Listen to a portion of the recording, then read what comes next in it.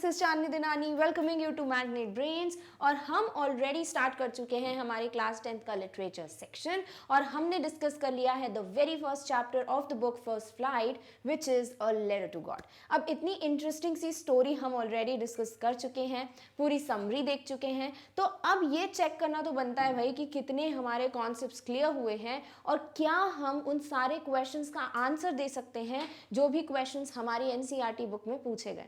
So now we will discuss the NCERT questions and see what are the solutions of those questions. Clear? तो NCERT solutions आज हम देखने वाले हैं of the chapter A Letter to God. So let's see कि very first question हमसे क्या पूछा गया है. So the first question is, what did Lencho hope for? Lencho कौन है भाई? He is the protagonist of the story, the main character of the story, right? अब हमसे पूछा गया है कि लेंचो किस चीज़ की होप कर रहा था. So in the very first या फिर बोल सकते हो in the very beginning of the chapter हमें गिवन है कि भाई लेंचो जो है लगातार स्काई को देखता रहता था बिकॉज ही वांटेड कि एटलीस्ट या तो कोई शार हो जाए या डाउनपोर हो जाए, एक हैवी रेनफॉल हो जाए. So he was hoping for the rain. ठीक है, तो अब चैप्टर में से ही, क्योंकि हमें चैप्टर की लाइंस कंसिडर करके लिखना है, तो हम इसका आंसर किस तरीके से लिख सकते हैं कि Lencho hoped for a good rain as it was much needed for a good harvest. Lencho जो है वो बारिश के लिए होप कर रहा था, एक गुड रेनफॉल के लिए होप कर रहा था, ताकि जो है इस साल भी एक गुड हार्वेस्ट हो, अच्छी फसल हो. क्लियर? या तो इस आंसर को आप इस तरीके से लिख सकते हो या फिर आप यहाँ मेंशन कर सकते हो चैप्टर के अकॉर्डिंग कि Lencho hoped for a downpour और एटलीस्ट अ शार. क्लियर? या फिर आप लिख सकते हो कि Lencho hoped for a downpour और एटलीस्ट अ शार because rainfall was much needed for a good harvest. तो आपके पास तीनों तरीके हैं, आपको जो आंसर बेटर लगता है, if you are clear with the story, आप खुद ब खुद ये आंसर लिख सकते हो which is a very basic answer, right? तो ये आपको समझ आ गया हो. सेकेंड क्वेश्चन आपसे पूछा गया है, व्हाई डिड लेंचो से the rain drops were like new coins. जब बारिश होने लगती है तो लेंचो ने अपनी फैमिली को क्या बोला कि भाई ये रेन ड्रॉप्स नहीं हैं, ये कॉइन्स हैं, न्यू कॉइन्स, राइट? जो बड़े रेन ड्रॉप्स हैं, big rain drops, they are 10 cents और जो छोटे रेन ड्रॉप्स हैं दे आर 5 सेंट्स, राइट? तो ये बोला था. हमसे ये पूछा गया है कि भाई ऐसा क्यों हुआ कि लेंचो ने रेन ड्रॉप्स को कॉइन्स के साथ कंपेयर किया. तो रेंचो जो है वो रेन ड्रॉप्स का वेट क्यों कर रहा था भाई? क्योंकि ये गुड हार्वेस्ट हो, गुड हार्वेस्ट होगी तो पैसे कमा पाएगा लेंचो और पैसे आएंगे तभी वो अपनी फैमिली को बोल सकते हो एक अच्छी लाइफ दे पाएगा, राइट? एटलीस्ट खाना तो दे पाएगा. क्लियर? यानी ये रेन ड्रॉप्स अल्टीमेटली लेंचो को पैसे दिलवाएंगी, right? He would be able to earn money, इसीलिए उसने इन रेन ड्रॉप्स को कॉइन्स के साथ कंपेयर किया. तो आंसर क्या लिख सकते हो इस क्वेश्चन का? Lencho compared the raindrops with new coins because they were promising him a good harvest resulting in more prosperity. So this is the best way you can answer this question कि आप पहले तो ये बता दो कि Lencho ने rain drops को कॉइन्स के साथ कंपेयर किया, क्योंकि ये अगर आप नहीं लिखोगे और डायरेक्टली आप रीजन मेंशन कर दोगे तो वो करेक्ट वे नहीं है आंसर करने का. ठीक है, तो जो पूछा गया है पहले वो एक आउटलाइन लिख दो and then answer that question. Clear? So Lencho ने रेन ड्रॉप से इसीलिए कंपेयर किया बिकॉज क्योंकि ये रेन ड्रॉप्स लेंचो को प्रॉमिस कर रही थी या फिर लेंचो के लिए ये 100% श्योरिटी थी कि अगर रेन ड्रॉप्स पड़ेंगी तो गुड हार्वेस्ट होगा और गुड हार्वेस्ट होगा तो इसकी वजह से और प्रॉस्पेरिटी आएगी और ज़्यादा सक्सेस आएगी, बोल सकते हो पैसे आएंगे which will ultimately help Lencho to buy the basic needs for his family. Clear? All right. Next question is, how did the rain change and what happened to Lencho's fields? Rain किस तरीके से change हो गई और Lencho की field को क्या हुआ? तो वी नो कि भाई बहुत प्रॉपर रेनफॉल होने लगी थी and the whole family was very happy, but then what happened? A sudden strong wind began resulting into hail stones, right, यानी कि बहुत स्ट्रॉन्ग विंड चलने लगी और फिर फाइनली हेल स्टोन्स गिरने लगे। तो आप इसको किस तरीके से लिख सकते हो, the rain changed into hail stones as a strong wind began to blow and huge hail stones began to fall along with the rain. ठीक है, या फिर इसको इस तरीके से मॉडिफाई कर सकते हो कि the rain changed into hail stones as a strong wind began to blow and with the raindrops there were many hailstones falling from the sky। Clear, तो आप इस तरीके से भी लिख सकते हो। सेकेंड पार्ट क्या पूछा है इस क्वेश्चन का, What happened to लेंचोस फील्ड्स। अब हुआ क्या भाई, जैसे ही रेन जो है वो हेलस्टोन्स में चेंज हुई, लेंचो की फील्ड्स को क्या हुआ, हमें पता है भाई हेलस्टोन्स जैसे गिरने लगे, बहुत ज़्यादा एक्सट्रीम या फिर बोल सकते हो पूरे 1 घंटे के लिए हेलस्टोन्स की बारिश हुई, तो पूरी कंप्लीट फील्ड जो है, कंप्लीट क्रॉप्स जो है वो टोटली डिस्ट्रॉय हो गए। तो इसे किस तरीके से आंसर कर सकते हो, all the crops in Lencho's field got destroyed because of the poor weather conditions। ठीक है, बहुत ही बुरे मौसम होने की वजह से लेंचो की कंप्लीट फील्ड, पूरे क्रॉप्स जो है वो डिस्ट्रॉय हो गए। इसे इस तरीके से भी मॉडिफाई कर सकते हो, all the crops in Lencho's field got destroyed because of the hailstones। Clear? All right, okay, next question is, what were Lencho's feelings when the hail stopped। अब जैसे ही हेल स्टोन्स की बारिश बंद हुई, पूरे क्रॉप्स जो है डिस्ट्रॉय हो गए थे, तो लेंचो की उस वक्त क्या फीलिंग थी। हमें पता है लेंचो ने क्या किया था, वो फील्ड में बीच में खड़े होकर अपने बच्चों से कुछ बातें कर रहे थे। क्या क्या कहा था उन्होंने कि भाई अगर लोकस्ट जो इंसेक्ट्स होते हैं उनका प्लेग भी आता तो भी एटलीस्ट वो कुछ क्रॉप्स तो छोड़ के जाते, बट हेल स्टोन्स ने कंप्लीट क्रॉप्स डिस्ट्रॉय कर दिए हैं और इस साल हमें हंग्री रह के ही गुजारा करना पड़ेगा, हमें भूखा ही रहना पड़ेगा पूरे साल। क्लियर, तो इसका आंसर आप किस तरीके से लिख सकते हो, Lencho was filled with grief. ठीक है, बहुत सैड हो गया था, या फिर लिख सकते हो Lencho became very sad, Lencho was disheartened, Lencho was filled with sorrow. तो आपको जो वर्ड यूज करना आप यूज कर सकते हो, whether it is sorrow, weather he was disheartened, he was sad। ठीक है, आप कोई भी वर्ड यूज कर सकते हो, और grief, everything is same। So Lencho was filled with grief after the hail stopped, as everything was ruined and there was nothing that he could feed his family with। He could see a bleak future for him and his family. बहुत ही beautiful answer लिखा है यहाँ पर कि भाई जैसे ही hello stop हुआ, Rancho was sad, he was disheartened. क्यों, क्योंकि अब जो है एक भी क्रॉप बचा नहीं था, complete crops, all the field जो है it was destroyed, ruined, right, and because of विच अब पूरी फैमिली को कुछ भी खिलाने के लिए नहीं था लेंचो के पास, या बोल सकते हो because of which the complete family will have to face hunger, right, और he could see a bleak future, और वो एक बहुत ही बुरा फ्यूचर देख पा रहा था अपनी फैमिली और खुद का, कि हमें पूरा साल जो है हंगर में बिताना पड़ेगा, we will have nothing to feed ourselves. Clear, तो आपको पूरी प्रॉपर आउटलाइन पता है, एक सैम्पल आंसर पता है, अगर आप चाहो तो अपनी तरीके से भी मॉडिफाई कर सकते हो। I have given you enough hints. Clear, alright, next question is the question number 5th, which is asking who or what did Lencho have faith in। किसमें या फिर वो कौन सी चीज थी जिसमें लेंचो को फेथ था, विश्वास था। What did he do, और उस विश्वास के लिए उसने क्या किया, लेंचो ने क्या किया।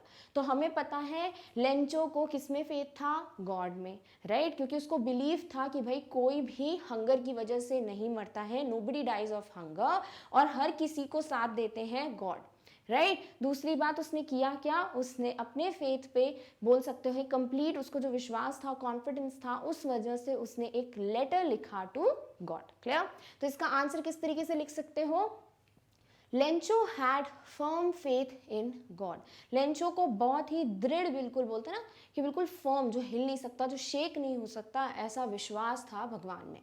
ही believed that God sees everything, even what is deep in one's conscience, and help everyone in one's problems. क्योंकि लेंचो को पता था, he believed कि भगवान हर चीज़ देख सकते हैं जो हर एक नॉर्मल ह्यूमन बीइंग भी नहीं देख सकता, right? he can see everything, even जो आपकी अंतरात्मा में चल रहा है, आपके कंसाइंस में चल रहा है, वो भी भगवान देख सकते हैं. And he can help you in any problem, और किसी को कोई भी प्रॉब्लम हो तो भगवान हमेशा मदद करते हैं. This is what Lencho believed. He wrote a letter to God demanding him 100 pesos to sow his field again. और इसके लिए किया क्या? लेंचो ने डिसाइड किया कि भाई I have hope on God, I have faith in God कि क्या होगा, अल्टीमेटली मैं कुछ भी प्रॉब्लम में हूँ तो सोल्यूशन तो भाई भगवान ही देंगे, right? So he decided to write a letter addressed to God. And what he was asking in the letter, 100 pesos so that he can begin again to sow the field, right? तो ये जो था answer वो complete क्या है भाई, एक sample answer. आप चाहो तो मॉडिफाई कर सकते हो कि आप बता दो कि भाई लेंचो को किसमें फेथ था. Lencho had complete faith, firm faith, unshakeable faith in God, and he believed nobody dies of hunger. God is there to solve each and every problem of everybody. So he decided to write a letter addressed to God in which he was asking for 100 pesos so that he can start again sowing the field. Clear? आपको answer clear हो गया है? Next question, Who read the letter?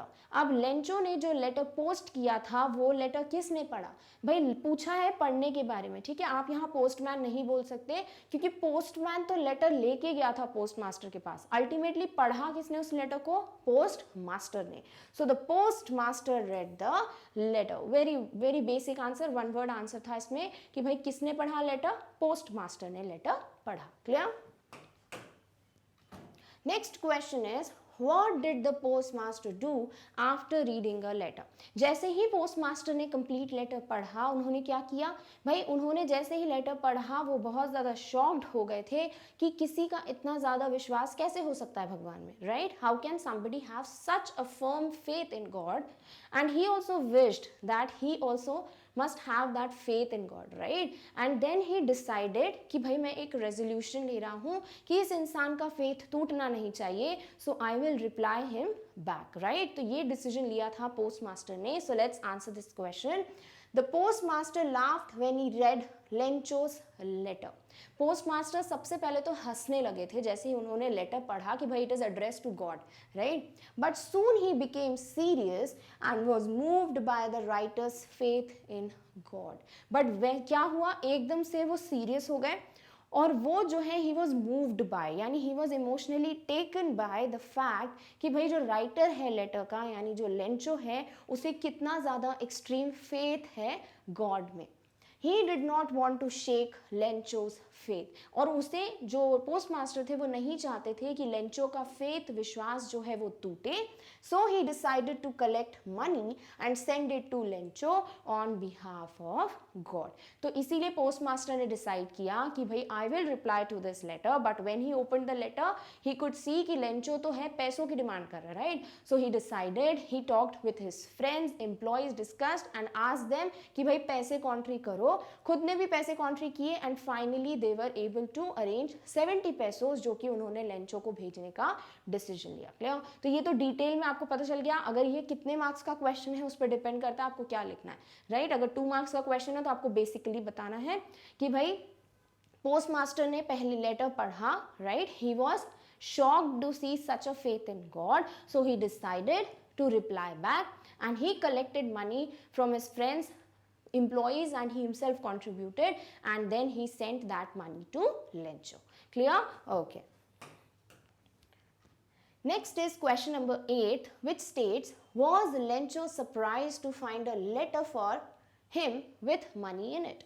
जब Lencho जो है following Sunday, यानी letter post करने के बाद वाला जो संडे था, जब लेंचो पोस्ट ऑफिस गया टू फाइंड आउट कि भाई उसके लिए कोई रिप्लाई आया है कि नहीं, he was able to find a letter, right? Postman ने उसको वो लेटर दिया. He opened the letter, he saw the money, but was he surprised? नो, he was not at all surprise. Lencho को कोई शॉक, कोई सरप्राइज नहीं लगा था, बिकॉज ही हैड 100% बिलीव कि भाई लेटर तो आएगा ही आएगा, राइट? तो नहीं, ही वॉज नॉट शॉक. तो किस तरीके से आंसर लिखोगे?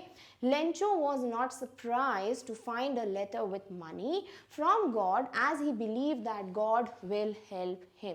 लेंचो जो है वो बिल्कुल भी सरप्राइज्ड नहीं था टू सी कि भाई उसके लिए लेटर आया है, but what he was expecting कि डेफिनेटली एक लेटर आएगा, और इसी वजह से he was not surprised. For example, अगर आप जो हो बहुत मेहनत करके पढ़ते हो, आपको पता है कि आप टॉप करोगे ही करोगे बोर्ड एग्जामिनेशन में, और नेक्स्ट डे रिजल्ट आता है, जब भी रिजल्ट डे है, और आपको पता चलता है कि आपने टॉप किया है अपने स्टेट में, तो विल यू बी सरप्राइज्ड? नो, you will be happy, but surprise नहीं रहोगे अरे भाई कैसे हो गया. आपको पहले ही पता है आप टॉप करने वाले हो, आपका इतने अच्छे एग्जाम्स गए थे, तो this means you will never be surprised.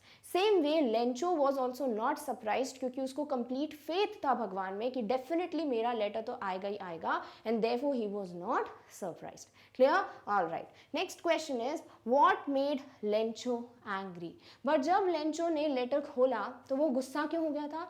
Because when Lencho opened the envelope, he found that the money was less than what he demanded, right? He demanded for 100 pesos, what he got was 70 pesos. उसने मांगे कितने थे? 100 pesos, but मिले कितने? 70 pesos. तो money जो है वो कम था, राइट? एक्सपेक्टेशन जितनी थी, डिमांड जितनी की थी, उससे कम थे 30 pesos. तो इसीलिए लेंचो जो है गुस्सा हो गया था कि भाई ऐसा कैसे हो सकता है कि भगवान ने मेरी रिक्वेस्ट को इग्नोर किया, डिनाई किया, या फिर उनसे गलती हो गई है कि 100 भेजना था बट उन्होंने 70 भेजे, तो ये कैसे पॉसिबल है? इन बातों को लेकर लेंचो जो है वो एंग्री हुआ था, राइट? तो इस क्वेश्चन का आंसर आप किस तरीके से फॉर्म कर सकते हो? There were only 70 pesos in the envelope, whereas Lencho had demanded 100 pesos. ठीक है, एनवेलॉप में सिर्फ 70 pesos थे, बट लेंचो ने 100 pesos डिमांड किए थे. The difference in the amount made him angry. और ये जो डिफरेंस था, ये जो 30 pesos कम थे, इसी वजह से लेंचो क्या हो गया था? एंग्री हो गया था. Clear? Okay. Next question is question 1 from thinking about the text. आपको एनसीईआरटी में बहुत वेरियस काइंड्स ऑफ क्वेश्चंस दिए, right? Oral comprehension, comprehension questions, text book questions, right? वैसे ही आपको ये क्वेश्चंस गिवन है थिंकिंग अबाउट द टेक्स्ट. ठीक है, अब इस हेडिंग के अंडर आपका क्वेश्चन नंबर 1 पूछा गया है, who does Lencho have complete faith in? Which sentences in the story tell you this? भाई लेंचो को किस में कंप्लीट फेथ था? भगवान में. और कौन से सेंटेंसेस हैं जो आपके इस आंसर को सपोर्ट करते हैं या फिर प्रूव करते हैं कि yes Lencho had extreme faith in God? अब ये आंसर डिपेंड करता है कितने मार्क्स का आ रहा है. अगर सिर्फ 2 मार्क्स का आ रहा है, so you can give 2 lines, I would say as a proof, right? 3 marks का है 3 लाइन्स, 4 लाइन्स, राइट? तो मैंने यहाँ पर सारी लाइन्स आपको मैंशन कर दी हैं. आपको जो भी लाइन मैंशन करनी हो आंसर में वो आप कर सकते हो. ठीक है, तो सबसे पहले तो बताओगे कि लेंचो को किसमें फेथ था? Lencho has complete faith in God. Had लिखो. Who does Lencho have complete? Okay, question में आपसे पूछा है कि किसमें लेंचो को फेथ है, तो आपको प्रेजेंट में बताना है.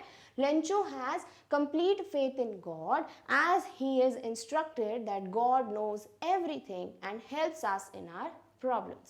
There are few sentences which show this. यहाँ लिख सकते हो there are few sentences which support the above fact. ठीक है, तो आपने सबसे पहले बता दिया कि लेंचो को कंप्लीट फेथ किस में है? भगवान में. क्यों है भाई? क्योंकि उसको ये बताया गया है या फिर इसे बचपन से ये पता है कि भगवान जो है वो सबकी मदद करते हैं, राइट? और भगवान को हर चीज़ पता है कि आप अगर मुश्किल में हो तो वो आपकी मदद करेंगे ही करेंगे. इसीलिए हमेशा लेंचो को भगवान में कंप्लीट फेथ रहा. कौन से सेंटेंसेस हैं? पहला सेंटेंस उठाते हैं हम बुक से. But in the hearts of all who lived in that solitary house in the middle of the valley there was a single hope, help from God.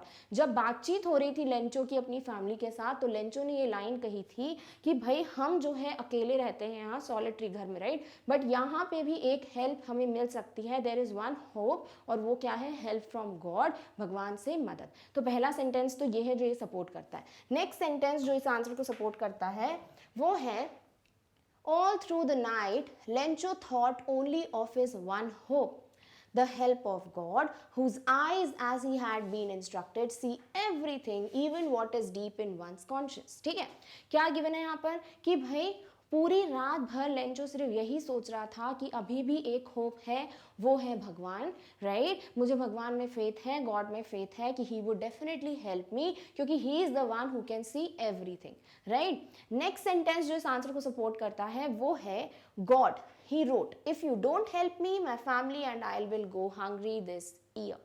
जब लेटर लिखा था लेंचो ने, उस लेटर में लेंचो ने mention किया था God, और फिर लिखा था अगर आप मेरी हेल्प नहीं करोगे, if you will not help me, मेरी पूरी फैमिली जो है साल भर हंगर में बिताएगी अपनी लाइफ, यानी they would spend whole year with hunger, भूखे रहना पड़ेगा उनको साल भर, राइट? तो ये जो कंप्लीट फेथ है कि भगवान को उसने बोला कि अगर आप हेल्प नहीं करोगे तो कुछ नहीं हो सकता, this also shows the complete faith of Lencho in God. Clear?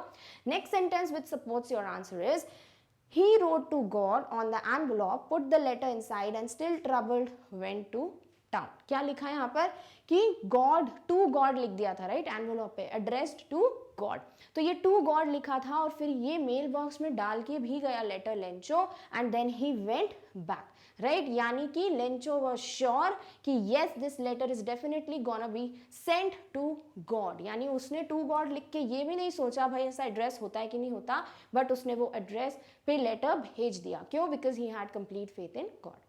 Next sentence is God could not have made a mistake nor could he have denied Lencho what he had requested। जब Lencho ने currency count की थी जिसमें कितने pesos थे, 70 pesos, 30 pesos का difference था, तो फिर लेंचो का रिएक्शन क्या था? वो एंग्री था। क्यों? क्योंकि लेंचो का मानना था भाई भगवान से कभी गलती हो नहीं सकती। दूसरी बात, भगवान डिनाई नहीं करेंगे, मना नहीं कर देंगे कि भाई तूने 100 पेसोस क्यों मांगे, राइट? यानी कि यहाँ पे भी हमें समझ आता है कि Lencho had complete faith in God because he was sure, right, कि he will get 100 pesos in return. Clear? समझ आ गया? तो ये कुछ सेंटेंसेस हैं जो आपके आंसर को सपोर्ट करते हैं। whatever sentence you remember that time you can write in your answer। clear? all right, next question is why does the postmaster send money to Lencho? Why does he sign the letter God? अब post master ने क्यों भेजे भाई पैसे Lencho को? क्योंकि जब post master ने लेटर पढ़ा so he was very surprised, shocked कि भाई किसी इंसान का इतना फेथ कैसे हो सकता है गॉड में, right? So to see this faith, this extreme faith, he was very much impressed और वो बहुत खुश था कि हाँ भाई ऐसा फेथ काश मुझ में भी आए, राइट? फिर उन्होंने डिसाइड किया कि अगर इस इंसान को रिप्लाई नहीं मिलेगा, लेंचो को रिप्लाई नहीं मिलेगा लेटर का, तो उसका जो बिलीफ है, जो फेथ है, वो टूट जाएगा, जो कि पोस्ट मास्टर को बिल्कुल नहीं चाहिए था, राइट? तो इसीलिए उन्होंने डिसाइड किया कि भाई आई वुड राइट बैक और I would send the money to the writer. Clear? तो पहले क्वेश्चन का आंसर तो ये है। नेक्स्ट क्या पूछा है? Why does he sign the letter God? भाई गॉड ही क्यों साइन किया? क्योंकि पोस्ट मास्टर जो है वो ये नहीं चाहते थे कि भाई लेंचो को ये लगे कि किसी और ने पैसे भेज दिए, राइट? एक जो होता है ना प्रूफ, एक शॉर्ट कि हाँ भाई नीचे गॉड लिखा हुआ है सिग्नेचर में, इसका मतलब 100% गॉड ने ही मुझे पैसे भेजे हैं, इसीलिए पोस्ट मास्टर ने उस लेटर को गॉड लिखकर साइन किया। चलिए इसका आंसर देखते हैं। The post master sends money to Lencho in order to keep Lencho's faith in God alive and firm as he was completely moved by it।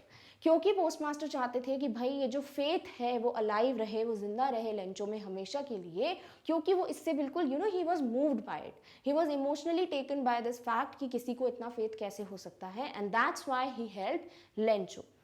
When postmaster reads the letter of Lencho to God, he becomes serious and does not want to shake his faith and decides to answer the letter because he did not wanted to shake the faith of Lencho। इसीलिए उन्होंने decide किया कि भाई I would write back। Clear? He gathers money with the help of his post office employees and friends on behalf of God and signs the letter God so that Lencho's faith does not get shaken। क्योंकि इन्होंने क्या किया, इन्होंने employees friend से पैसे gather किए, 70 pesos वो gather कर पाए, और भेजते वक्त उन्होंने लेटर को गॉड के नाम से ही साइन इसीलिए किया ताकि लेंचो का फेथ जो है वो वहीं रहे, वो शेक ना हो जाए कि क्या किसी और ने मुझे पैसे भेजे, क्योंकि नीचे गॉड नहीं लिखा। क्लियर? बट जैसे ही गॉड लिखा था तो अब लेंचो को श्योरिटी हो जाएगी कि yes this letter is been sent by God to me. Clear? All right, next question. Did Lencho try to find out who had sent the money to him? Why और why not? क्या Lencho ने कोशिश की एक बार भी कि भाई मैं ढूंढूं या पता लगाऊं कि इस लेटर का आंसर मुझे किसने दिया, किसने मुझे पैसे भेजे? क्या लेंचो ने एक बार भी सोचा था? नहीं। क्यों? क्योंकि भाई लेंचो को पता था कि मैं जो हूँ भगवान को लेटर लिख रहा हूँ और भगवान तो हर किसी की मदद करते हैं, राइट? तो भगवान तो मुझे रिप्लाई करेंगे ही करेंगे, यानी लेंचो को श्योरिटी थी कि भाई भगवान ने ही पैसे भेजे हैं, क्योंकि उसको वो एक्सट्रीम बिलीफ, वो फेथ था। Clear? So Lencho did not try to find out who had sent the money to him because he never suspected the presence of God. क्योंकि लेंचो ने कभी डाउट ही नहीं किया था कि भाई भगवान है कि नहीं, राइट? उसने कभी भगवान को देखा नहीं है, जैसे किसी ने नहीं देखा, but then to he never suspected, उसे कभी डाउट नहीं था कि भाई भगवान तो है ही नहीं। ही ऑलवेज हैड फर्म बिलीव, और इसीलिए उसने क्या किया, उसने कोई इंक्वायरी करने की कोशिश नहीं करी कि ये लेटर मुझे किसने भेजा है, and had complete faith in God. He could not believe that it could be anybody else other than him who would send him the money. और लेंचो का ये भी मानना था कि भाई भगवान के अलावा और कोई है ही नहीं जो मेरी मदद करेगा, राइट? तो भगवान के अलावा और कोई है ही नहीं जो ये लेटर भेजेगा। तो ये जो बिलीफ था कि nobody else can send me the letter, इसीलिए उसको 100% फर्म बिलीफ था कि भाई भगवान ने ही मुझे लेटर ये भेजा है। His faith in God was so strong that he believed that he had sent money to him for his help in his problem. उसका जो फेथ, जो बिलीव था, जो विश्वास था, वो इतना ज़्यादा स्ट्रॉन्ग था भगवान में कि उसे 100% पता था कि भाई मेरी प्रॉब्लम को हल करने के लिए, मुझे एक सपोर्ट देने के लिए सिर्फ एक ही इंसान सामने आएगा, और सॉरी इंसान नहीं बोलना चाहिए, सिर्फ एक पावर है वो सामने आएगी। वो कौन है? वो गॉड है। तो ये जो बिलीव था लेंचो का, इसी वजह से उसने कभी सस्पेक्ट नहीं किया। He was never sceptical about the thing, he was never in doubt about the thing कि भाई क्या पता है भगवान ने भेजा है या नहीं भेजा है। Clear? All right, okay. Next question is, Who does Lencho think has taken the rest of the money? जब लेंचो को पता लगा कि भाई मैंने 100 पेसोस मांगे हैं और उसमें सिर्फ 70 पेसोस हैं, तो बाकी 30 पेसोस क्या लगा लेंचो को कि भाई भगवान ने तो पूरे भेजे होंगे बट किसी ने ले लिए होंगे। किसने लिए होंगे? लेंचो का मानना था कि भाई पोस्ट ऑफिस के जो एम्प्लॉयज़ हैं वो क्रूक्स हैं, इसी वजह से उन्होंने ही मेरे पैसे चुराए होंगे, right? What is the irony in the situation? Irony का मतलब क्या होता है भाई? आयरनी का मतलब होता है जैसे यहाँ पर जो ऑफिस में लोग थे उन्होंने ही पैसे दिए, right? But on the other hand जो लेंचोस का मानना क्या था कि भाई इन लोगों ने ही मेरे पैसे चुराए होंगे। तो समझ रहे हो, वो जो आयरनी है, वो जो ट्विस्ट है कि भाई होना क्या चाहिए उसका बिल्कुल ऑपोजिट हो रहा है। That is what is asked in the question. Remember that irony of a situation is an unexpected aspect of it. An ironic situation is strange or amusing because it is the opposite of what is expected. आपको यहाँ पर एक proper definition भी given है NCERT में कि irony का मतलब क्या होता है। आयरनी का मतलब होता है कि भाई जब आप किसी चीज़ से बिल्कुल वो पॉइंट एक्सपेक्ट कर ही नहीं सकते, या फिर जो आप एक्सपेक्ट कर रहे हो उसको बिल्कुल टोटली ऑपोजिट कोई चीज़ हो, और वो बहुत बार क्या होती है, अम्यूजिंग होती है, बड़ी हंसी आ जाती है सुनते से। कैसे? जैसे हम एंड ऑफ द स्टोरी जब पढ़ रहे थे कि भाई जिन्होंने पैसे भेजे हैं उसी पे डाउट है लेंचो को कि उन्होंने उसके पैसे चुराए होंगे, राइट? तो ये क्या है? ये बहुत ही बढ़िया आयरनी है। तो आयरनी का मतलब कि जब आप जो एक्सपेक्ट कर रहे हो उससे बिल्कुल ऑपोजिट सिचुएशन हो, उसे आप कहते हो आयरनी, ठीक है? वही हमसे पूछा गया।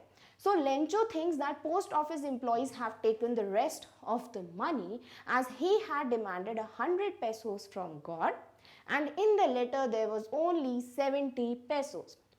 लेंचो को क्या लगा कि भाई मैंने 100 पेसोस मांगे हैं और मुझे सिर्फ 70 पेसोस मिले हैं, तो डेफिनेटली जो पोस्ट ऑफिस के एम्प्लॉयज़ हैं उन्होंने में से ही किसी ने, उन्होंने में जो भी इतने थे उन्हीं में से किसी ने उसके पैसे चुराए हैं।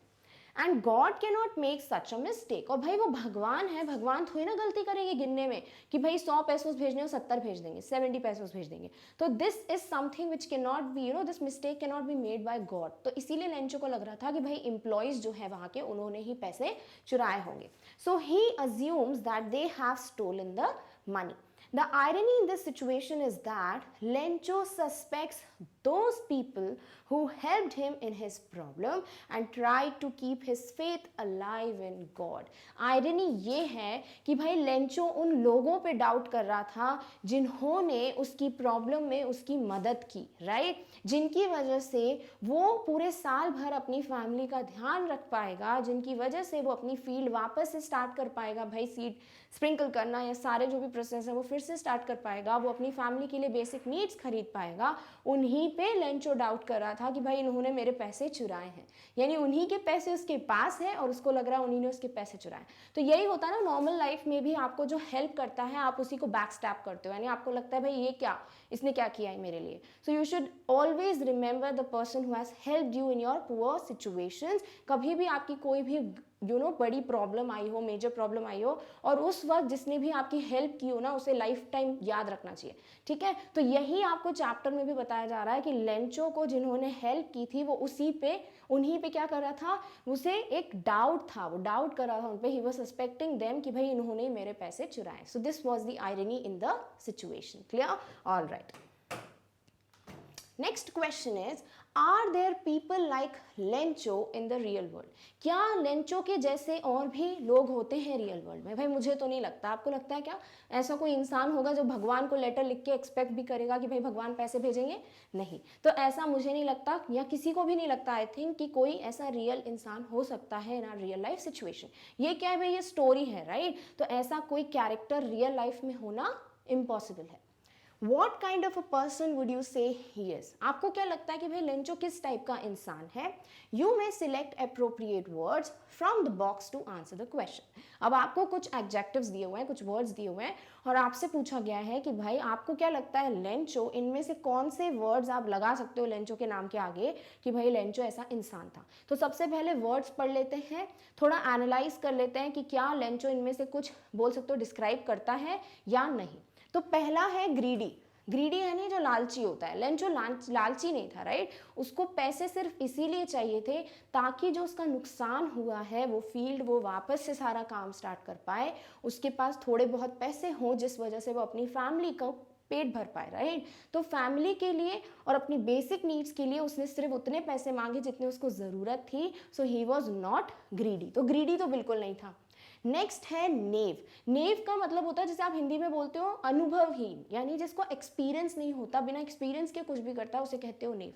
तो डेफिनेटली आई बिलीव कि भाई लेंचो एक नेव पर्सन बिल्कुल है, क्योंकि उसको पता ही नहीं था, right? He was not experienced enough. उसने लेटर लिखा भगवान को and he was expecting a return reply, which is I don't think which is something जो एक एक्सपीरियंस्ड पर्सन करेगा। तो definitely he is a naive person. Next is stupid.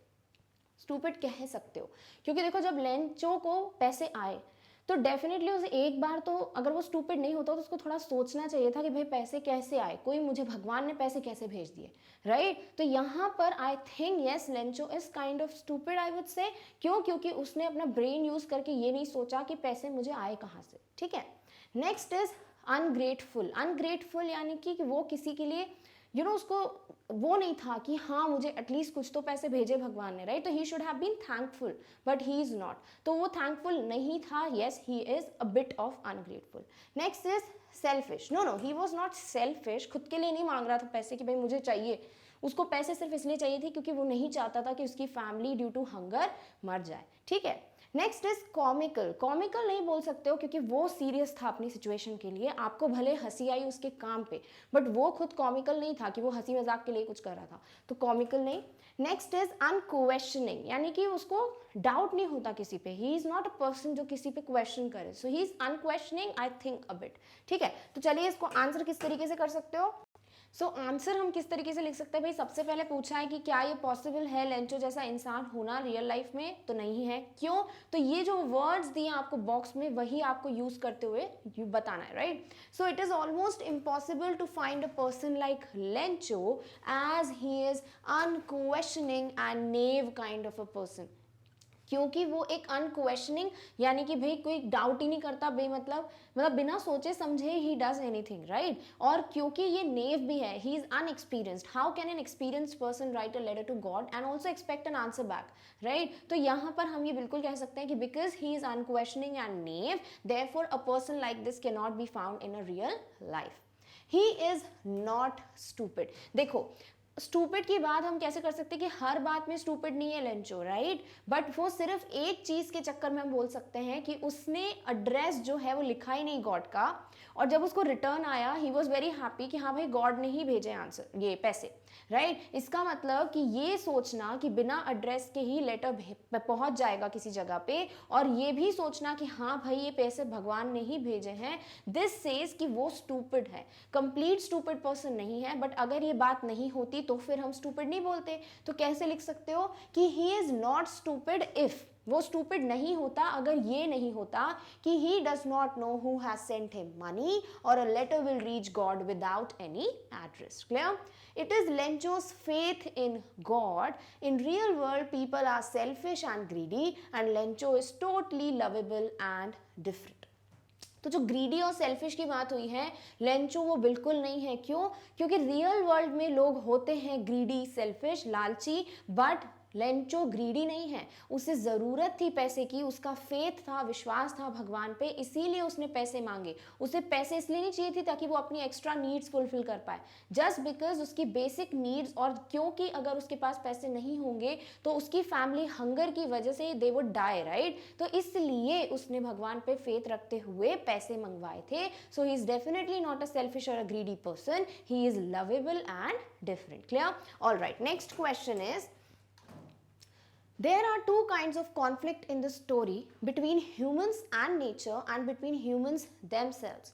How are these conflicts illustrated? बोल रहे हैं भाई जो ये पूरा लेसन है इसमें दो कॉन्फ्लिक्ट्स हैं, दो झगड़े हैं, एक इंसान और नेचर के बीच में और एक इंसान इंसान के बीच में। तो उसे किस तरीके से इलस्ट्रेट किया है राइटर ने इन द स्टोरी, वो आपको बताना है। चलिए देखते हैं answer. Conflict between humans and nature, सबसे पहले किसके बीच में कॉन्फ्लिक्ट्स है? ह्यूमंस और नेचर के बीच में। किस तरीके से दिया है? The conflict between humans and nature is illustrated by the destruction of Lencho's crop by the hailstorm, as Lencho was expecting a good rain to have good harvest, as that was the only hope he had for this earning.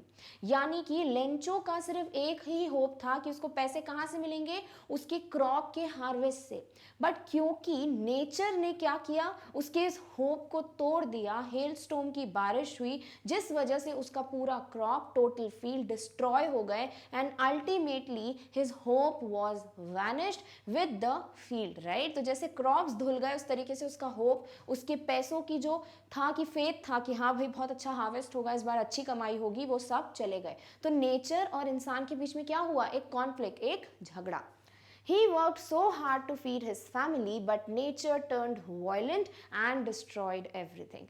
Lencho जो है इतनी मेहनत करता था just to feed his family, उसने इतनी मेहनत से पूरी खेती करी, पूरे फील्ड में सोइंग और सीड्स किया, ऑल द स्टेप्स फॉलो किए, और जब फाइनली एक गुड हार्वेस्ट का बिल्कुल बोल सकते हो कि रिजल्ट दिख रहा था, एक सनशाइन दिख रही थी, तभी जो नेचर है वो वायलेंट हो गई, गुस्से में आ गई और हेल स्टॉर्म की बारिश हुई, and because of that all the hard work of Lencho went in when. Clear? तो ये था conflict between humans and nature. अब दो ह्यूमंस के बीच में कॉन्फ्लिक्ट कैसे दिखा है वो हम देखते हैं इन the next part. So conflict between humans and humans. The story also illustrated another conflict between humans themselves, as the postmaster along with his friends and staff sent Lencho money that Lencho demanded from God. Although they did not know Lencho, यानी कि जब postmaster ने letter पढ़ा Lencho का, and when he saw his faith, उन्होंने अपने friends, colleagues को ये बात बताई, and everybody agreed to contribute, right? सबने पैसे दिए। ऑल्दो उन्हें पता नहीं था लेंचो कौन है, उन्हें पर्सनली वो नहीं जानते थे, then to they did something to help that person just because इंसानियत की वजह से, ह्यूमैनिटी की वजह से, राइट?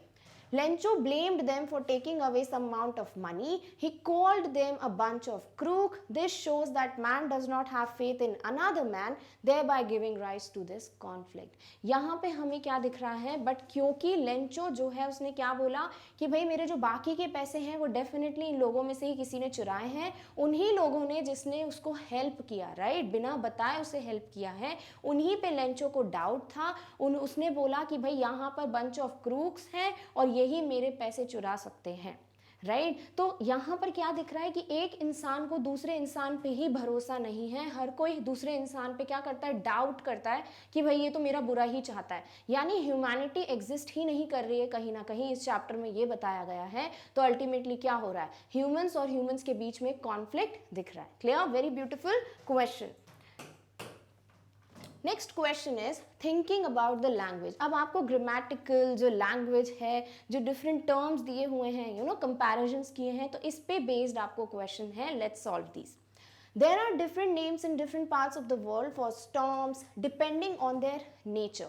देखो बहुत टाइप के आपने नाम सुने होंगे, किसके? स्टॉर्म्स के। कई लोग बोलते हैं साइक्लोन, कई बोलते हैं टाइफून, राइट? तो इस तरीके से स्टॉर्म के नाम डिफर करते हैं डिपेंडिंग ऑन कि वो किस तरीके के हैं। कुछ शेप पे बेस्ड नेम होते हैं, कुछ जो जितना डिस्ट्रक्शन करते हैं उस पे नाम होता है। तो ये जो डिफरेंट नेम्स हैं स्टॉर्म्स के, वो डिफरेंट पार्ट्स में एग्जिस्ट करते हैं।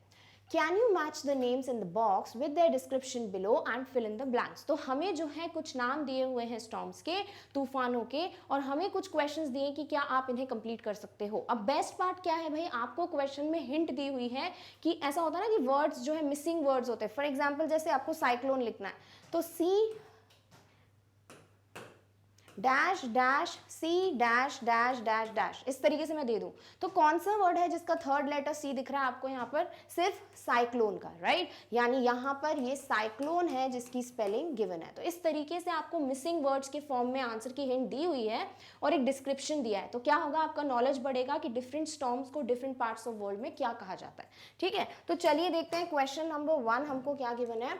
A violent tropical storm in which strong winds move in a circle. एक ट्रॉपिकल जगहों पे जो स्टॉर्म देखा जाता है जो बहुत खतरनाक होता है, वायलेंट होता है, और सर्कल्स के फॉर्म में हम देखते हैं। आपने देखा होगा शक्तिमान, अगर आपने कभी देखा हो सीरियल, बहुत पहले आता था, राइट? आजकल के बच्चों का मुझे नहीं पता आप लोग देखते हो कि नहीं, बट शक्तिमान अगर किसी ने देखा है तो दे नो कि कैसा होता था कि बिल्कुल ऐसे गोल गोल तूफान आता था एंड देन शक्तिमान प्रेजेंट हो जाता था, राइट? तो वो जो गोल गोल तरीके से है ना सर्कुलर मोशन में, उसी के तरीके का एक स्टॉर्म होता है जिसे हम क्या कहते हैं। देखिए हिंट में क्या गिवन है, थर्ड लेटर सी है। तो यहाँ गेल, व्हर्लविंड, साइक्लोन, हरिकेन, टॉर्नाडो, टाइफून, इसमें सिर्फ 2 है जहां सी है, which is cyclone and hurricane, जिसमें सिर्फ साइक्लोन में थर्ड लेटर सी है। So this is what, cyclone. Clear? तो वायलेंट ट्रॉपिकल स्टॉर्म जो मूव करता है सर्कल में, वो क्या होता है, साइक्लोन। क्लियर? तो फर्स्ट आंसर हमको मिल गया।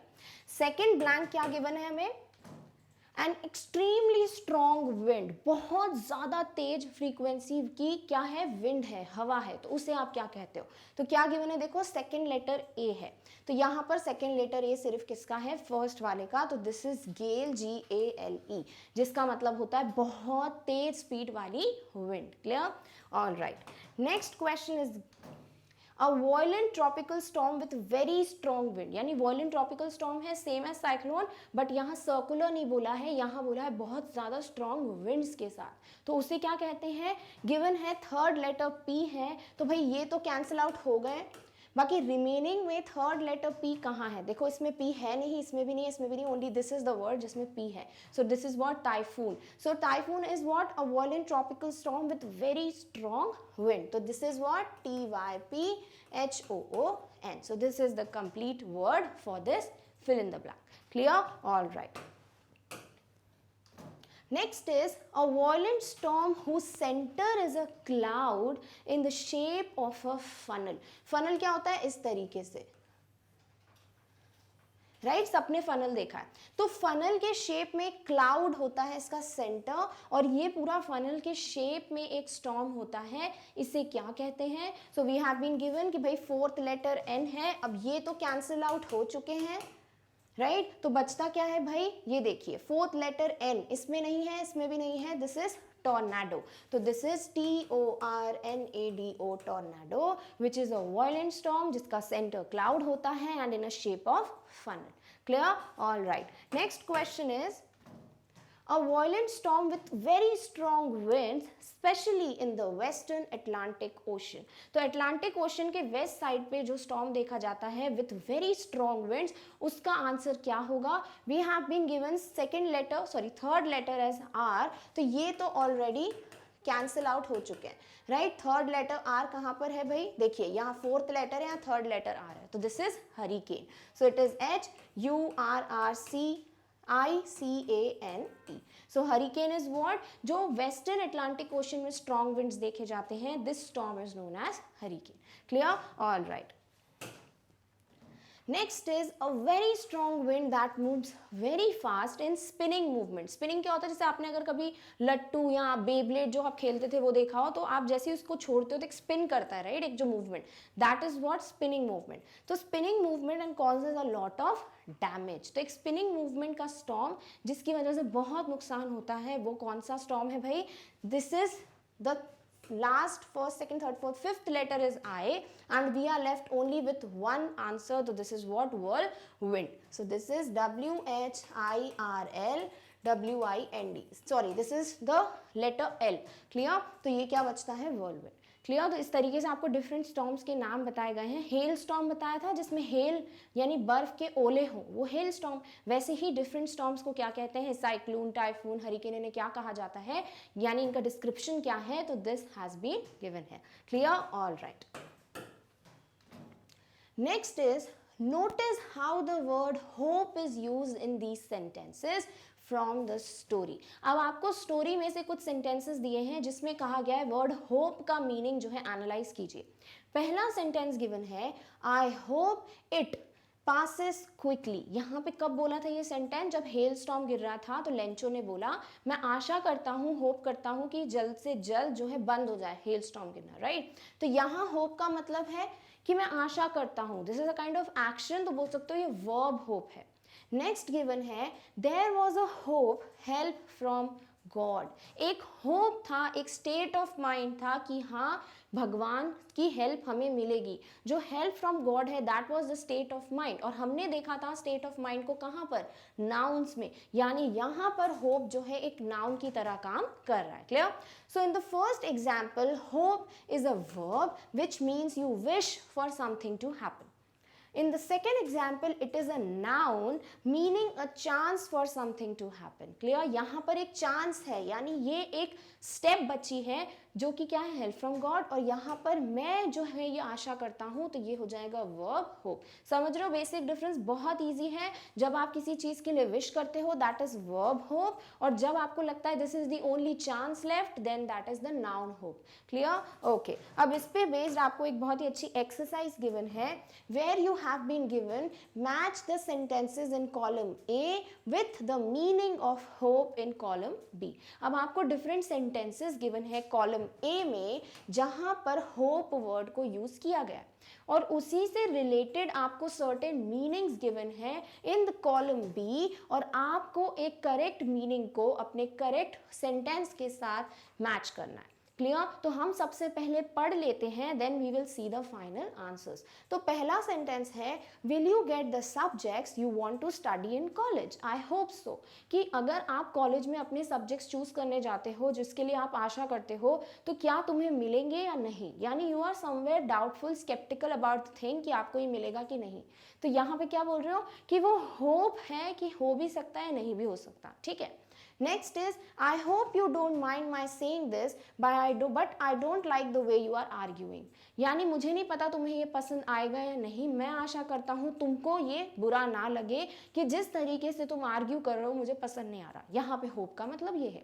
Next, this discovery will give new hope to HIV और एड्स सफरर्स। यानी ये जो है डिस्कवरी वो एक चांस, एक होप होगा किसके लिए? फॉर द HIV और एड्स सफरर्स। क्लियर? यहाँ पे होप का मतलब ये है। अब मीनिंग भी देख लेते हैं। A feeling that something good will probably happen. एक फीलिंग कि कुछ अच्छा होने वाला है, इसका मतलब ये है। Thinking that this would happen, it may or may not have happened. ऐसा सोचना कि ये हो चुका होगा या ऐसा हुआ होगा, जरूरी नहीं ऐसा हुआ हो या ना हो।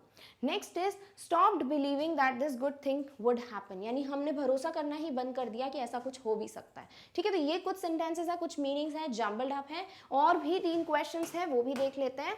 Then we will see the final answers. We were hoping against hope that the judges would not notice our mistakes. हम जो है होप के अगेंस्ट ही एक और होप कर रहे थे कि हमारी गलतियां जजेस जो है नहीं देखें, नज़रअंदाज कर दें। ठीक है। Wanting something to happen and thinking it is quite possible. अगर कोई चीज़ हम चाहते हैं हो बट हमें ये भी लग रहा है कि पॉसिबिलिटी थोड़ी बहुत ही है, that is the meaning of this word. I called early in the hope of speaking to her before she went to school. मैंने जो है थोड़ा जल्दी फ़ोन लगा लिया ये सोचते हुए, आशा करते हुए कि शायद वो अपने स्कूल के लिए अभी नहीं गई होगी। showing concern that what you say should not offend or disturb the other person, a way of being polite. Politely जब आप बोलना चाह रहे हो कि ऐसा मुझे लगता है कि तुम्हें बस बुरा ना लगे इस बात का, जिसने हमने बोला ना क्वेश्चन कि तुम आर्ग्यू कर रहे हो तो मुझे लग रहा है कि शायद तुम्हें बुरा ना लगे, उसी का मीनिंग ये होना चाहिए, ठीक है।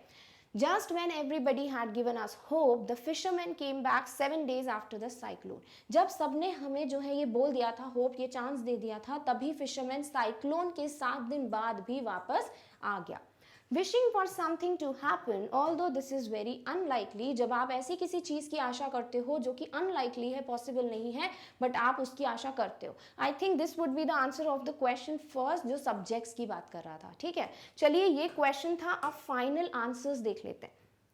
तो पहला क्वेश्चन है, will you get the subjects you want to study in college? I hope so. इसका मतलब क्या है? Thinking that this would happen, it may और मे नॉट हैव हैपन। ऐसा लगता है कि ये ऐसा हो सकता है, बट हुआ है या नहीं डिपेंड करता है। I hope you don't mind by saying this, but I don't like the way you are arguing.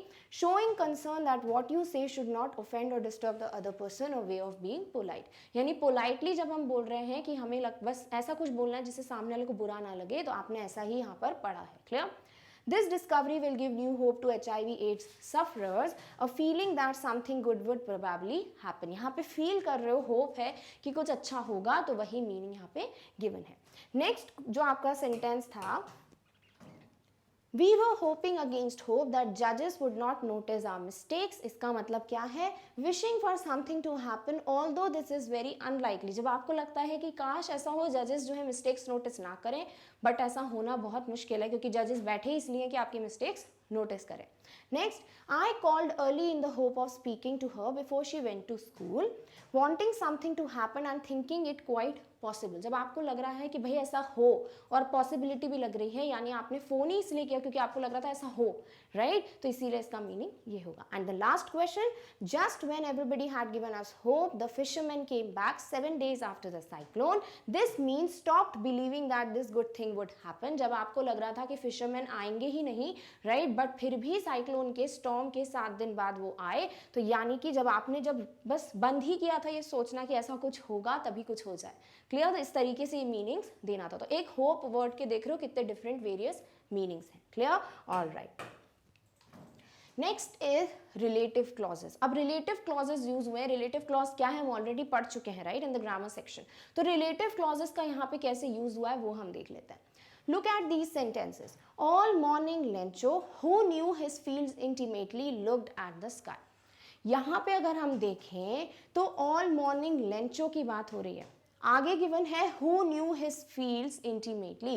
तो who knew his fields intimately को अगर अकेले पढ़ोगे तो सब्जेक्ट वर्ब कॉम्बिनेशन तो है बट मीनिंग नहीं मिल रहा कंप्लीट, यानी कि this is what a clause, और क्योंकि ये क्या है डिपेंडेंट क्लॉज, तो ये एक कोई भी टाइप का क्लॉज हो सकता है, राइट? अब यहाँ पर आप वर्ड हु का यूज कर रहे हो to relate to the person, तो ये हो गया आपका रिलेटिव क्लॉज। तो who knew his fields intimately एक रिलेटिव क्लॉज है। The woman who was preparing supper replied yes God willing. तो वुमन जो कि सपर यानी डिनर प्रिपेयर कर रही थी, यानी you have the subject verb combination but the clause is dependent for the meaning. तो यहाँ पर ये जो हु वर्ड है वो वुमन को इंडिकेट कर रहा है, डिपेंडेंट क्लॉज है बट कौन सा? Relative clause, clear? The italicised words यानी जो ये इटैलिक्स में लिखा हुआ है of the sentences give us more information about Lencho and the woman. We call them relative clauses. अब कुछ नया है नहीं, आपको ऑलरेडी पता है relative clauses क्या है। Notice that they begin with a relative pronoun. हमने पढ़ा था relative clause हमेशा relative pronoun से start होते हैं, जैसे यहाँ पर who से start हो रहे हैं, which से हो सकते हैं, when से हो सकते हैं, right? Other common relative pronouns are whom, whose, which. Clear? तो ये सारे आप कहाँ यूज करते हो? रिलेटिव प्रोनाउंस के लिए। अब हमें कुछ क्वेश्चंस गिवन है, आपको बस रिलेटिव क्लॉज या रिलेटिव प्रोनाउन को यूज करते हुए इन्हें कंबाइन करना है। The relative clauses in A and B, जो आपके दो सेंटेंसेस थे लेंचो और वुमन के बारे में, are called non defining because we already know the identity of the person they describe. क्योंकि हमें ऑलरेडी पता है कि ये किसके बारे में बात कर रहे हैं, तो ये क्लॉजेज रिलेटिव तो हैं बट क्योंकि आइडेंटिटी पता है तो ये नॉन डिफाइनिंग हुए, डिफाइन नहीं कर रहे हैं। Lencho is a particular person and there is a particular woman he speaks to, right? We don't need the information in the relative clause to pick these people out from a larger set. हमें पता है कि Lencho कौन है, woman कौन है, तो अगर ये रिलेटिव क्लॉज हमें ये बताना चाह रहे हैं कि ये लोग कौन है तो ये यूजलेस है, ठीक है. A non-defining relative clause usually has a comma in front of it and a comma after it. Some writers use a dash instead as in the story. जैसे हम स्टोरी पढ़ रहे थे तो कहीं कहीं पे डैश लगा हुआ था, राइट? इसका मतलब कि रिलेटिव क्लॉज यूज हुआ है. If the relative clause comes at the end, we just put a full stop. अगर relative clause जो clause है वो लास्ट में आ गया तो कॉमा लगाओगे क्या? नहीं, सिर्फ full stop लगाओगे. ये तो बेसिक्स है जो हम ऑलरेडी पढ़ चुके हैं. क्लियर? अब आपको क्वेश्चन गिवन है कि join the sentences given below using who, हुम, हुज, विच एज सजेस्टेड. आपको डिफरेंट रिलेटिव प्रोनाउंस गिवन है और आपको इनका यूज करते हुए क्या करना है? सेंटेंसेस को जॉइन करना है. Very easy, right? देखो, I often go to Mumbai. Mumbai is the commercial capital of India. Use करना है विच. हमें पता है विच हम किसके लिए, प्लेसेस, थिंग्स के लिए यूज करते हैं. अब यहाँ पे बात किसकी हो रही है? मुंबई की. तो अगेन मुंबई को रिपीट करना क्या होगा? गलत होगा. तो हम इस वर्ड को विच से रिप्लेस कर देंगे और सेंटेंस बन जाएगा I often go to Mumbai which is the commercial capital of India. My mother is going to host a TV show on cooking. She cooks very well. अब आपकी यहाँ पे मदर की बात हो रही है. Who cooks very well? Your mother. तो यहाँ ये हु रिलेटिव प्रोनाउन शी को रिप्लेस कर देगा क्योंकि यही इंडिकेट कर रहा है पहले वाले सेंटेंस में. तो this would become my mother who cooks very well, comma, is going to host a TV show on cooking. Clear? All right. These sports person are going to meet the president. Their performance has been excellent. अब ये मिलने वाले हैं और इनकी performance excellent है. तो यहाँ पर ये देयर जो है उसे आप whose से रिप्लेस कर सकते हो. तो सेंटेंस क्या बन जाएगा? These sports person whose performance has been excellent are going to meet the president. यानी यहाँ पर कौन प्रेसिडेंट से मिल रहे हैं? Whose performance has been excellent. तो the sports person यहाँ पे आ जाएगा whose performance has been excellent are going to meet the president. This is the proper formation of the complete sentence. Clear? Lencho prayed to God, his eyes see into our minds. अब comma दिया है यानी आपको कहीं बीच में use करना है तो क्या हो जाएगा? Lencho prayed to God, whose eyes see into our minds. Clear? यानी लेंचो उन भगवान से प्रे कर रहा था जो भगवान क्या कर सकते हैं? हमारी आंखों के अंदर हमारे कॉन्शियंस को भी देख सकते हैं. Clear? All right. This man cheated me, I trusted him. Join करना है आपको whom के साथ. तो whom यहाँ पे यूज कर सकते हो man whom, क्योंकि whom का क्या मतलब होता है कि किसके लिए, राइट? possession. तो आपने यहाँ पे क्या यूज किया कि the man whom I trusted cheated me. man जिसको मैंने ट्रस्ट किया था उसने मुझे चीट किया. तो this would become the man whom I trusted cheated me. Clear? Next. Sometimes the relative pronoun in a relative clause remains hidden. कभी कभी क्या होता है? relative pronoun लिखा नहीं जाता, वो obvious होता है. For example, look at the first sentence of the story. The house, the only one in the entire valley, dash, sat on the crest of a low hill. अब देखो यहाँ पर house की ही बात हो रही है तो यहाँ रिलेटिव प्रोनाउंस है क्या? नहीं, डैश लगा दिया. यानी यहाँ रिलेटिव प्रोनाउंस हिडन है. इनको हम रिलेटिव प्रोनाउन की मदद से कैसे लिख सकते हैं? डैश हटा के रिलेटिव प्रोनाउंस लगा दो. द हाउस, हाउस की बात कैसे होगी? विच यूज करके. तो हमने यहाँ लगा दिया विच. was the only one in the entire valley. यहाँ पर लिखोगे sat on the crest of a low hill. यानी सिर्फ यहाँ पर रिलेटिव प्रोनाउन डाल देने से आपका सेंटेंस जो है वो कंप्लीट हो गया कि आप हाउस की ही बात कर रहे हो. क्लियर? तो जो डैश क्यों लगे हैं भाई? क्योंकि कॉमा यूज होते हैं, कहीं कहीं पे डैश यूज होते हैं, इसीलिए हमने यहाँ पर डैश को ही रखा है. क्लियर? All right. फिर है आपको given using negatives for emphasis. यानी जब आपको स्ट्रेस डालना होता है किसी पॉइंट पे इन अ स्टोरी तो हम नेगेटिव्स का यूज करते हैं. तो हमारे chapter a letter to God में नेगेटिव्स का यूज कैसे हुआ है वो हमको यहाँ पे देखना है. We know that sentences with words such as no, not or nothing show the absence of something or contradict something. यानी हमें पता है जब हम वर्ड नो, नॉट इनका यूज करते हैं तो हमारा मतलब होता है नेगेटिव, यानी हम मना कर रहे हैं किसी चीज के लिए, कॉन्ट्राडिक्ट कर रहे हैं, राइट? तो ऐसा ही कुछ हमारी स्टोरी में गिवन है. For example, this year we will have no corn. जब हम बोल रहे हैं कि इस साल कोई भी कॉर्न नहीं होगा, इसका मतलब क्या है? नो कॉर्न का मतलब, इसका मतलब है will, corn will be absent. यानी नो जो है कॉर्न के आगे लगा है, इसका मतलब नो बोल रहा है कि कॉर्न जो है वो नहीं रहेगा. समझ रहे हो? तो कॉन पे एक एम्फेसिस करना था, नहीं की बात का, नेगेटिव का, इसलिए लिखा है no corn. Next, the hail has left nothing, जो हेल था, हेल स्टॉर्म, उसकी वजह से कुछ नहीं बचा, यानी फील्ड में कोई क्रॉप नहीं बचा। तो हमने क्या लिखा है, नथिंग की जगह एब्सेंस ऑफ अ क्रॉप, यानी यहाँ नथिंग बता रहा है, एम्फेसिस कर रहा है कि क्रॉप का एब्सेंस है, राइट। तो हमने वर्ड यूज किया नथिंग। तो नेगेटिव्स का यूज हम एम्फेसिस के लिए करते कैसे हैं वो यहाँ हम देख पा रहे हैं। These are not raindrops falling from the sky, they are new coins। यहाँ पर आपने are not, ये रहा not, इसका यूज क्यों किया है, क्योंकि आप अलग चीजें बोल रहे हो। जो हम बोल रहे हैं ना यहाँ पे कॉन्ट्रडिक्ट समथिंग, कि भाई ये रेन ड्रॉप्स नहीं है, ये क्या है, कॉइन्स है, बल्कि है क्या, रेन ड्रॉप्स ही हैं, बट हम कॉन्ट्रडिक्ट करते हुए बोल रहे हैं भाई ये इस वक्त रेन ड्रॉप्स नहीं, मेरे लिए कॉइन्स हैं। So contradicts the common idea what the drops of water falling from the sky are। अगर हमसे कोई बोले कि जो स्काई से वाटर के ड्रॉप्स फॉल होते हैं उसे आप क्या कहते हो, आप बोलोगे रेन ड्रॉप्स, बारिश की बूंदे। बट मैं बोल रही हूँ नहीं, ये कॉइन्स है। तो मैंने यहाँ पे कॉन्ट्रडिक्ट किया, नहीं को यूज करते हुए नेगेटिव्स को यूज किया for the emphasis. Clear, all right. Next हमें बताया गया है, but sometimes negative words are used just to emphasise an idea. Look at these sentences from the story. सिर्फ एक आइडिया को एम्फोसिस देने के लिए, पहले क्या कर रहे थे आप, एक वर्ड को एम्फोसाइज कर रहे थे, राइट। बट अब आपको एक आइडिया को एम्फोसिस देना है तो भी हम नेगेटिव्स को यूज करते हैं। किस तरीके से, चलिए एग्जाम्पल देखते हैं। Lencho had done nothing else but see the sky towards the north east. Lencho ने और कुछ नहीं किया, बस क्या करा, स्काई की तरफ देखता जा रहा था नॉर्थ ईस्ट डायरेक्शन में, राइट। ये स्टोरी की लाइन हमें याद है।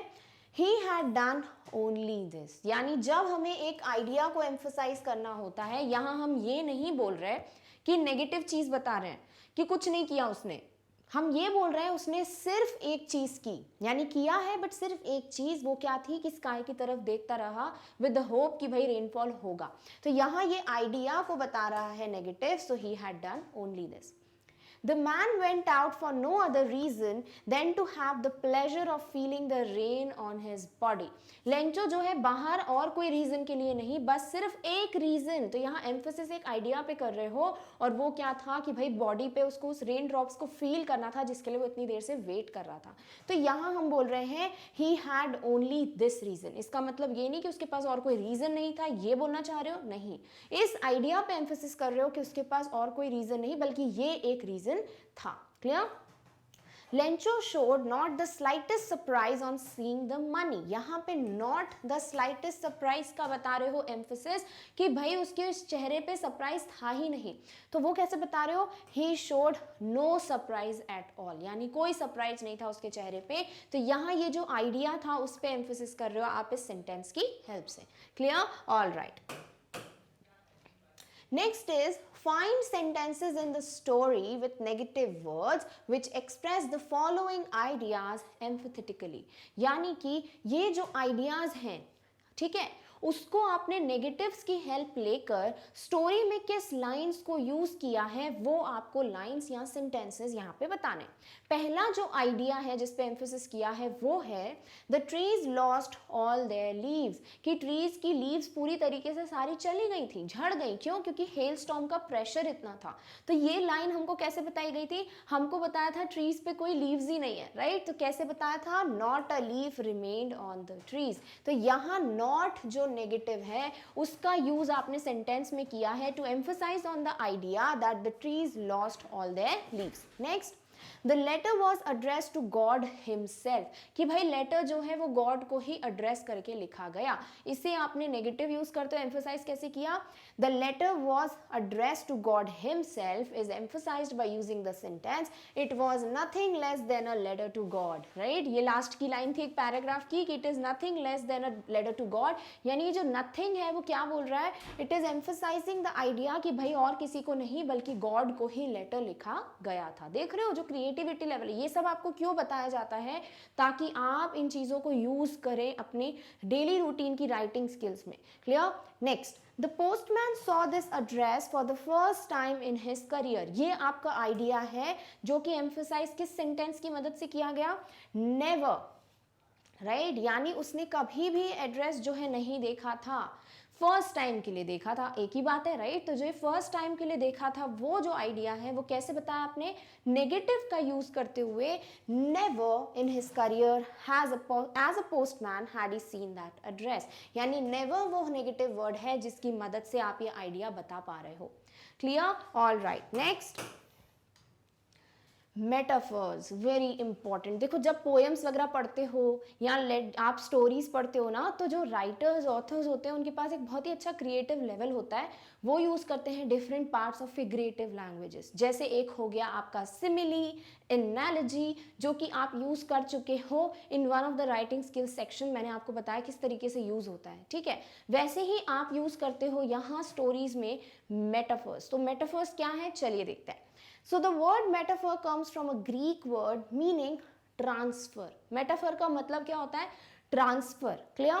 Metaphors compare to things or ideas, a quality or feature of one thing is transferred to another thing.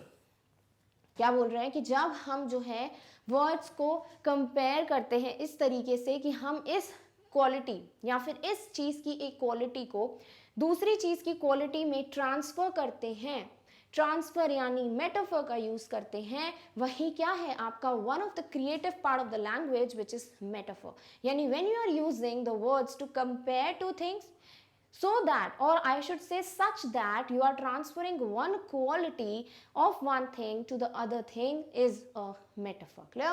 अब कुछ एग्जाम्पल्स देखो, जैसे the leg of the table. अब आप बात किसकी कर रहे हो, लेग की। भाई लेग तो हम जैसे ही सुनेंगे हमको ह्यूमन बीइंग का लेग सुनाई देगा, बट हम जब किसी टेबल की बात करते हैं उसके जो चार बोल सकते हो पिलर्स होते हैं जो सपोर्ट करते हैं इस पूरे टेबल को, उन्हें भी आप लेग कहते हो, लेग ऑफ द टेबल। तो यहाँ आपने जो लेग की क्वालिटी है वो एक क्वालिटी को एक टेबल में ट्रांसफर कर दिया, तो यहाँ आपने यूज किया लेग ऑफ द टेबल को as a metaphor. So the leg supports our body, right, leg हमारी बॉडी को सपोर्ट करता है। So the object that supports table, उसे भी हमने लेग कह दिया, यानी ये जो सपोर्ट करने की क्वालिटी है उसे आपने ट्रांसफर कर दिया टेबल के केस में। Clear? Next, the heart of the city. Heart of the city क्या होता है भाई, जैसे हार्ट हमारी बॉडी का क्या है, मेन पार्ट है, वैसे ही किसी शहर का जो मेन पार्ट होता है जिसकी वजह से वो जिंदा है, जिसकी वजह से लोग उसको जानते हैं, वो हो जाता है heart of that city. Clear? So the heart is an important organ in the centre of our body. Same way this word is used to describe the central area of a city. जब हम बोलते हैं कि heart हमारी body का main part है, centre part है, तो फिर हम किसी सिटी के सेंट्रल पार्ट को भी बोलते हैं heart of the city. Clear? तो ये होता है डिफरेंट मेटाफर्स का यूज, जो कि बहुत ब्यूटीफुल लगता है। Clear? All right.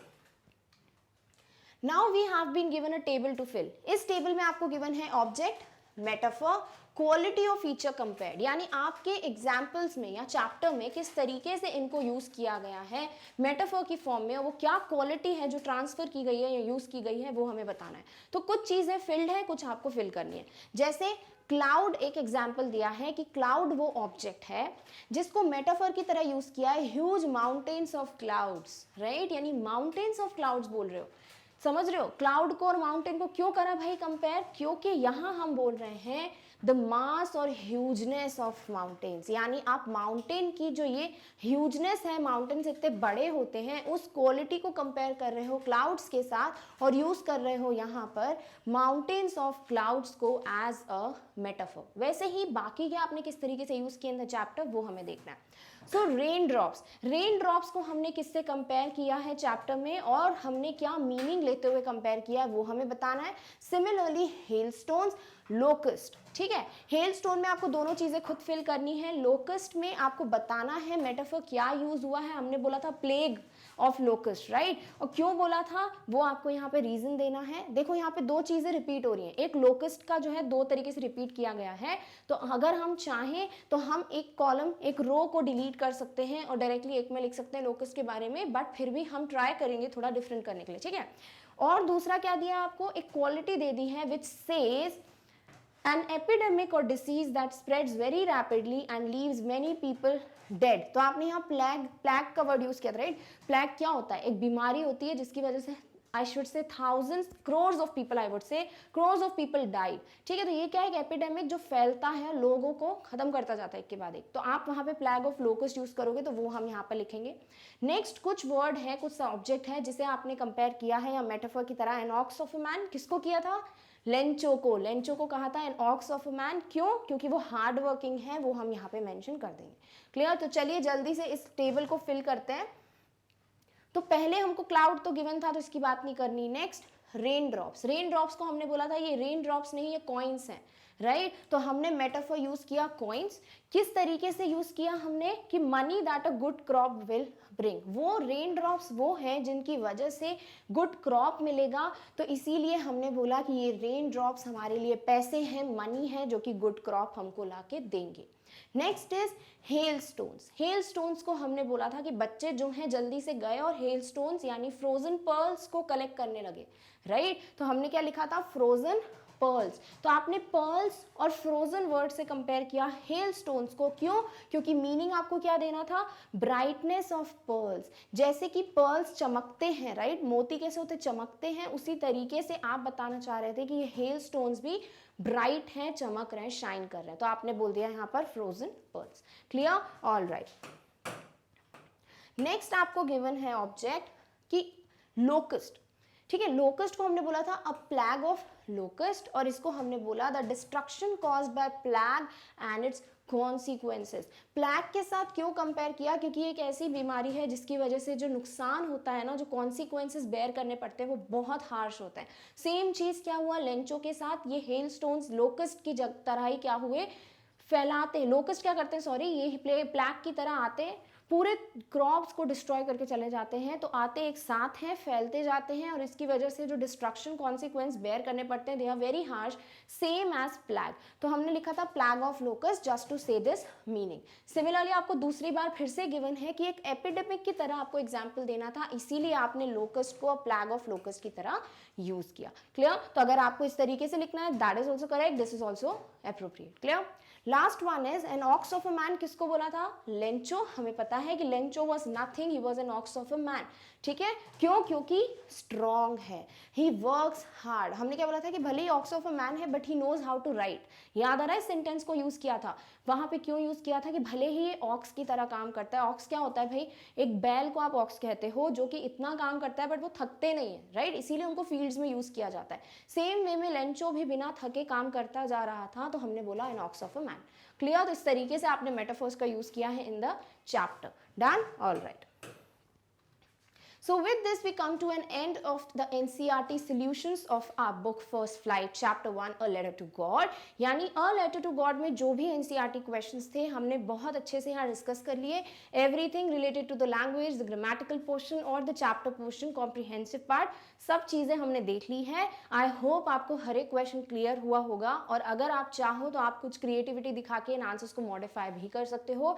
Just keep one thing in mind, they should be to the point, not just elaborate करते जा रहे हो, डिस्क्राइब करते जा रहे हो, ऐसा नहीं लिखना. समरी नहीं लिखनी है आपको आंसर्स में, बल्कि टू द पॉइंट आंसर करना है. So in the next video we will meet with the next topic very soon. Till then take care of yourself, और इस टॉपिक की नोट्स की लिंक आपको डिस्क्रिप्शन बॉक्स में मिल जाएगी. Thank you so much for watching.